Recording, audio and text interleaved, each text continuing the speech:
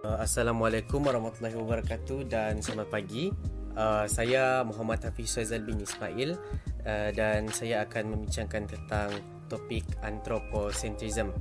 Baiklah, anthropocentrism dari sudut epistemologi berasal daripada perkataan bahasa Yunani iaitu anthropos yang bermaksud manusia dan kepercayaan bahawa manusia adalah entiti yang paling penting dalam alam semesta.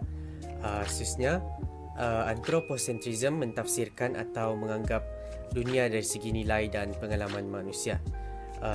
Istilah ini boleh digunakan secara bergantian dengan kemanusiaan dan beberapa merujuk kepada konsep itu sebagai keunggulan manusia atau keistimewaan manusia. Anthropocentrism ini juga dianggap sangat tertanam dalam banyak budaya manusia moden dalam tindakan sedar. Ini adalah konsep utama dalam bidang etika alam sekitar dan falsafah alam sekitar, di mana ia sering dianggap sebagai punca masalah yang dicipta oleh tindakan manusia dalam ekosfera. Walau bagaimanapun, banyak penyokong anthropocentrism menyatakan bahawa ini tidak semestinya berlaku kerana mereka berpendapat bahawa pandangan jangka panjang yang baik mengakui bahawa persekitaran yang sihat dan lestari adalah perlu bagi manusia dan bahawa isu sebenar adalah anthropocentrism yang nyata. Seterusnya, pandangan anthropocentrism dari segi agama. Dari segi agama, ia dipercayai berasal daripada ajaran agama monoteis, termasuklah Islam itu sendiri yang dituduh mengembangkan ajaran tersebut. Dalam kajian Islam pula, ia adalah bersumberkan daripada prinsip-prinsip dasar Islam. Seterusnya, dari segi teori anthropocentrism, ia dianggap bersifat instrumentalik dan egois. Baiklah, itu saja daripada saya. Sekian, terima kasih. Salam sejahtera kepada Puan Nora Azila dan rakan-rakan sekalian. Nama saya Kirtana Ana Perempuan Joy Komedan dan saya akan terangkan kesan seterusnya iaitu egoisme. Perkataan egoisme berasal dari perkataan ego, perkataan Latin untuk aku dalam bahasa Malaysia. Egoisme bermaksud bahawa sesuatu tindakan adalah betul dengan melihat kepada kesan tindakan kepada individu. Individu yang berpegang kepada falsafah ini percaya bahawa mereka harus mengambil keputusan yang dapat memaksimumkan faedah kepada diri sendiri. Teori ini adalah bersifat individualistik dan kepentingan diri lebih diutamakan daripada kepentingan orang lain. Egoisme dibahagikan kepada dua kategori, iaitu egoisme secara fisikologi dan egoisme etikal. Egoisme secara fisikologi berpandangan bahawa setiap orang sentiasa didorong oleh tindakan untuk kepentingan diri. Ianya juga mendakwa bahawa manusia sentiasa melakukan perkara-perkara yang dapat memuaskan hati mereka ataupun yang mempunyai kepentingan peribadi. Penyokong teori ini berpendapat bahawa setiap orang yang menghulurkan bantuan kepada orang lain seperti menjalankan aktiviti persaingan secara adil, menjaga kebajikan masyarakat ataupun yang mengambil risiko untuk menyelamatkan orang lain sebenarnya mempunyai tujuan untuk mempromosikan diri sendiri. Teori ini menafikan wujudnya nilai moral altruistik iaitu sikap suka menolong dan mengutamakan kepentingan diri insan lain lebih dari kepentingan diri sendiri. Egoisme secara fisikologi adalah berkaitan dengan motivasi individu untuk mencapaikan sesuatu matlamat. Egoisme etika pula menegaskan bahawa kita tidak harus mengabaikan secara mutlak kepentingan orang lain tetapi kita patut mempertimbangkannya apabila tindakan itu secara langsung akan membawa kebaikan kepada diri sendiri. Egoisme etikal adalah berbeza dengan prinsip-prinsip moral seperti sentiasa bersikap jujur, amanah dan bercakap benar. Ya, kerana tindakan tersebut didorong oleh nilai-nilai luhur yang sedia ada dalam diri manakala dalam konteks egoisme etikal pula, sesuatu tindakan adalah didorong kepada kepentingan oleh kepentingan peribadi. Semua kategori etikal ini boleh diangkat pada tiga kategori, iaitu peribadi, profesional dan seluruh dunia.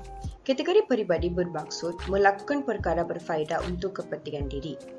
Kategori profesional pula, tindakan yang perlu dilakukan untuk kepentingan seseorang. Dan akhirnya, kategori seluruh dunia ialah semua orang perlu bertindak pada jalan berfaedah untuk diri sendiri. Egoisme etika menyusun perkara yang menjadi keutamaan kepada diri sendiri.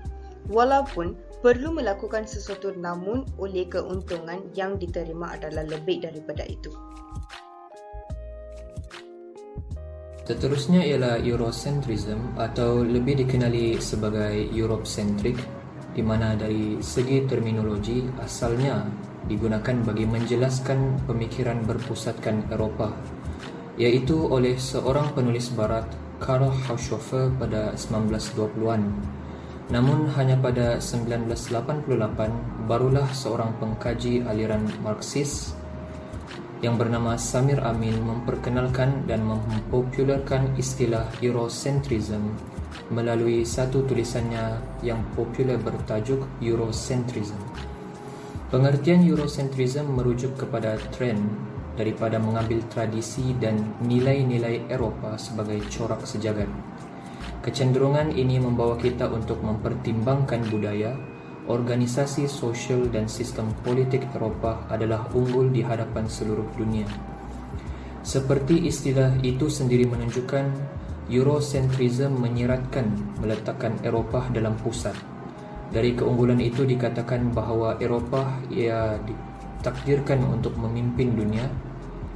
Pada zaman purba, sebenarnya Eurocentrism tercermin dalam kempen penaklukan. Eurocentrism dapat difahami sebagai visi yang berkembang dari pengalaman Eropah. Pemikiran Eurocentrik mula berkembang dengan jelas dan terbentuk sebagai satu teori atau model dunia, world model, selepas zaman imperialism awal yang menyaksikan pembukaan atau penaklukan benua Amerika oleh Christopher Columbus pada 1492.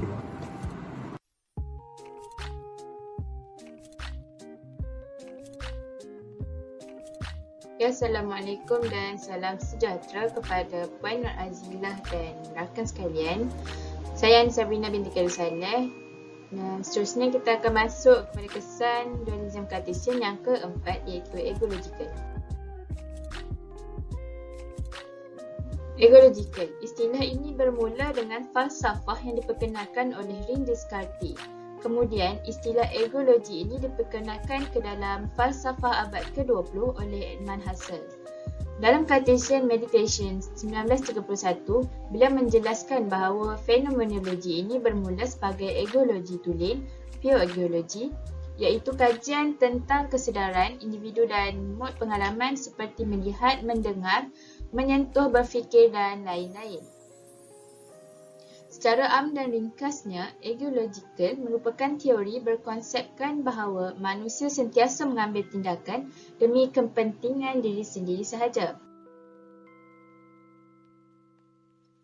Kesan egological memberi makna seseorang yang memiliki sebuah keyakinan untuk menyatakan bahawa segala perbuatan atau tindakan selalu disebabkan oleh keinginan untuk menguntungkan diri dan menganggap diri sendiri lebih penting daripada orang lain.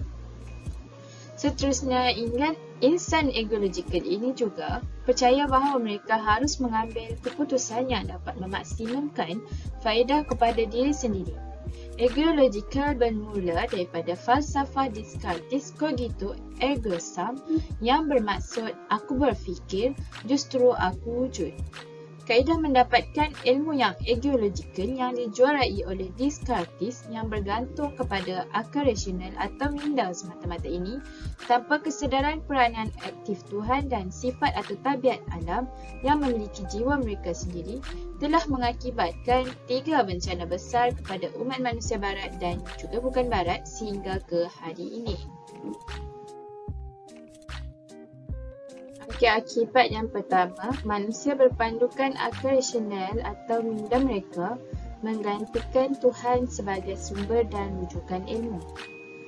Kedua, alam semesta dan segala sesuatu yang bukan akal rasional atau minda menjadi sekadar mesin objek kosong tanpa nilai, jiwa dan kekudusan, sedia untuk dimanipulasi dan dieksploitasi. Akibat yang ketiga, pemisahan mutlak akal rasional atau minda dan jasad telah menghasilkan dualisme Cartesian yang menjadi dilema dan dikotori pandangan alam dan ilmu manusia moden, antaranya roh jasad, dunia akhirat, sakral sekular, tabi'i sosial dan subjek objek yang dianggap tiada kesinambungan dan kesatuan. Kesimpulannya, sebagai manusia pasti memiliki ego, namun ego tersebut berkembang dari nilai dan norma yang berasal dari keluarga, masyarakat dan lingkungan seiring dengan pertumbuhan hidup seseorang.